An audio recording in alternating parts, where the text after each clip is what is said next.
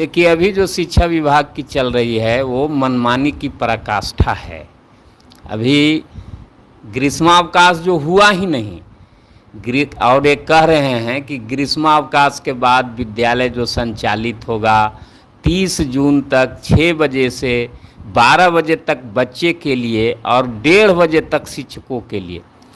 और हवाला कहीं कहीं हम देख रहे हैं कि कल शिक्षा विभाग का एक ट्वीट आया था कि शिक्षा के अधिकार अधिनियम में है कि 45 घंटा सप्ताह में पढ़ाना है, तैयारी के घंटे सहित, है न। तो उस हिसाब से 6.5 घंटा बैठा दे रहे हैं।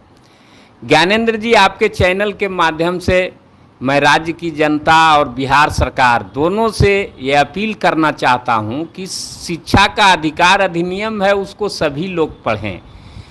किसी के झांसे में आने की आवश्यकता नहीं है। शिक्षा का अधिकार अधिनियम में स्पष्ट कहता है कि 45 घंटा सप्ताह में है, तैयारी के घंटे। अब तैयारी के घंटे तय कौन करेगा कि जो पढ़ाना है उसमें तैयारी का घंटा कितना शिक्षकों को लगेगा?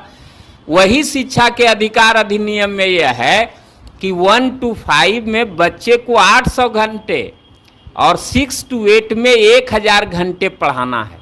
लेकिन यहाँ तो सारा छुट्टी खत्म है और यदि घंटा में जोड़िए तो 1200-1400 घंटा हो जा रहा है, जो कि बाल अधिकार का खुला उल्लंघन है, उनके अधिकार का हनन है। तो और हम आते हैं कि इनके आदेश से जो शिक्षकों में जो है नाराज़गी है, उसका मुख्य कारण है कि ऐसा नहीं है कि शिक्षक हमारे दक्ष हैं, पढ़ाना चाहते हैं, शिक्षा में उत्थान चाहते हैं, परंतु ये काम शिक्षकों को अपमानित करके नहीं किया जा सकता है। और इन्होंने सबसे पहले आया तो जो सबसे छोटा लोग है पद पर, जैसे तालीमी मरकज, टोला सेवक, विकास मित्र आदि से विद्यालयों का निरीक्षण बताइए। जहाँ का प्रधानाध्यापक खुद MA PhD है, उस विद्यालय का निरीक्षण जो है टोला सेवक और तालीमी मरकज जो उनके ही द्वारा नियुक्त लोग हैं वो करेंगे।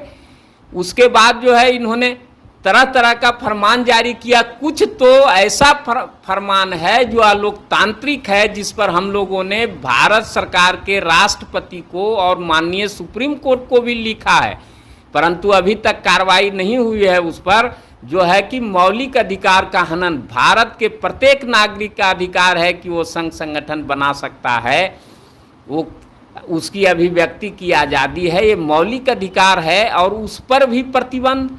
उसके बाद जितना है शिक्षकों का, अब देख लीजिए समय सारणी में इस गर्मी में माने 1:30 बजे विद्यालय से चल रहे हैं तो अधिकांश शिक्षक बीमार पड़ जा रहे हैं। 1 दिन 2 दिन ही अभी चला है विद्यालय, तो काफ़ी संख्या में शिक्षक बीमार हुए हैं। और शिक्षकों से ज़्यादा परेशानी बच्चों की है कि बच्चे 12 बजे विद्यालय से जा रहे हैं।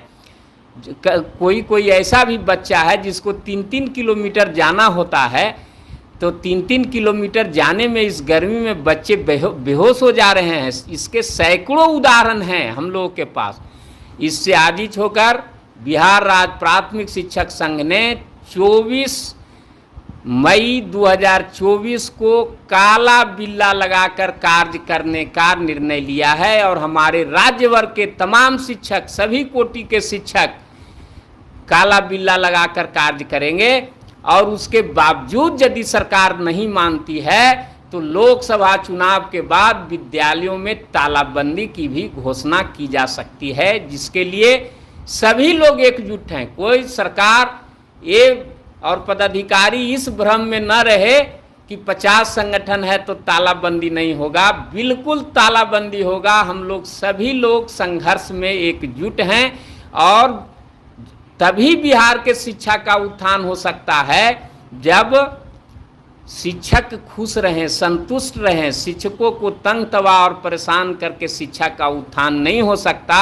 और हमारी लड़ाई शिक्षा के उत्थान के लिए है। बिना शिक्षा के उत्थान का राज्य का विकास, देश का विकास नहीं हो सकता है। तो एक तरह से कहिए तो हमारी लड़ाई राज्य के विकास के लिए, देश के विकास के लिए है। और इसमें हम लोग मरते दम तक, कभी भी कोई यदि ये सोचता हो कि शिक्षक डर कर भाग जाएगा, तो वो गलत है। और हर एक सरकार का जो भी तुगलकी फरमान है उसका विरोध करेंगे।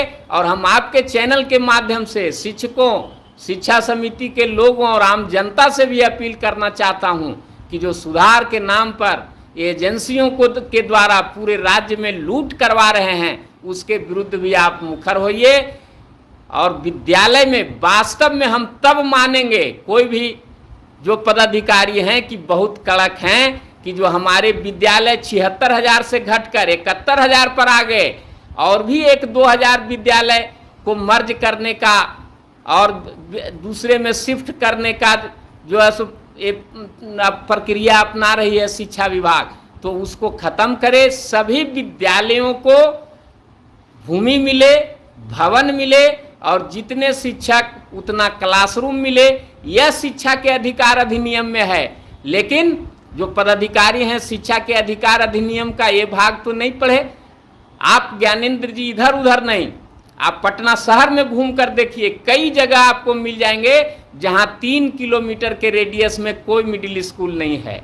वो बच्चे 5 किलोमीटर 6 किलोमीटर तक पढ़ने जा रहे हैं। तो ये तो शिक्षा का अधिकार अधिनियम का हनन है और ये सरकार का पक्ष है, तो उस पर तो नहीं ये लोग जा रहे हैं। तो इन लोग शिक्षा के अधिकार अधिनियम के उसी भाग को पढ़ते हैं या राष्ट्रीय शिक्षा नीति 2020 के उसी भाग को पढ़ते हैं और उसी का क्रियान्वयन करना चाहते हैं जो शिक्षकों के लिए अहितकर है, शिक्षकों को परेशान करने वाला है, बच्चे को परेशान करने वाला है। आज भी कई अंचल है, आप यहीं जाइए, पटना शहर का माल सलामी अंचल है, एक भी किताब नहीं आया है बच्चों के लिए। और ये बातें बता सकते हैं कि बिना किताब के कैसे पढ़ाई होगी। मैंने पटना के जिला शिक्षा पदाधिकारी को पूछा कि आप तो शिक्षा के पर बड़ी बड़ी बातें करते हैं, लेकिन आप ये बताइए कि बिना किताब का बच्चा कैसे पढ़ेगा। तो चुप हो गए। ये कहते हैं ई लॉट से, तो ई लॉट से पढ़वाइए, सारे बच्चे को स्मार्टफोन दे दीजिए, शिक्षकों को भी स्मार्टफोन दे दीजिए, खूब पढ़ाई होगी, ई लॉट से पढ़ाई होगी। तो इन लोगों को शिक्षा से कोई मतलब नहीं है। और इनका जो निरीक्षण वाला जो शिक्षा विभाग का जो कलर किरानी चपरासी है, ये एकदम इतना ये है कि अभी शिक्षकों में और उनमें दौड़ लगी हुई है। दौड़ के जाता, जो देखता है कि 6 बजे मोटरसाइकिल से गुरुजी अभी पहुंचने वाले हैं। तो देखिए, सरकार से हमारी बहुत बड़ी मांग नहीं है, मांग तो हम लोकसभा चुनाव के बाद करेंगे।